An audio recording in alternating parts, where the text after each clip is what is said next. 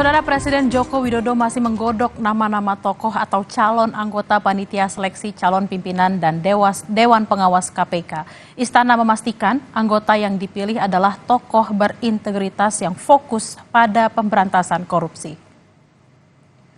Koordinator Staf Khusus Presiden Ari Dwi Payana menyebut Presiden menghormati harapan dan masukan masyarakat terkait pembentukan Pansel Dewas dan Capim KPK. Ari bilang dalam menetapkan 9 anggota Pansel, Presiden berpegang pada peraturan perundang-undangan. Presiden memastikan pembentukan Pansel bertujuan untuk memperkuat KPK dan sistem pemberantasan korupsi tanah air. Ari Dwi Payana, Koordinator Staf Sus Presiden RI mengatakan sampai saat ini Presiden belum memutuskan nama tokoh-tokoh yang menjadi anggota Pansel Capim dan Dewas KPK.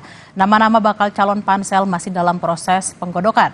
Presiden menghormati harapan dan masukan dari seluruh elemen masyarakat dalam pembentukan Pansel Dewas dan Capim KPK. Dalam menetapkan 9 anggota Pansel Dewas dan Capim KPK, Presiden berpegang pada koridor peraturan perundang-undangan. Selain itu, seperti yang telah ditegaskan oleh Bapak Presiden, anggota Pansel KPK yang akan dipilih adalah tokoh-tokoh yang baik, yang memiliki integritas dan memiliki concern pada pemberantasan korupsi.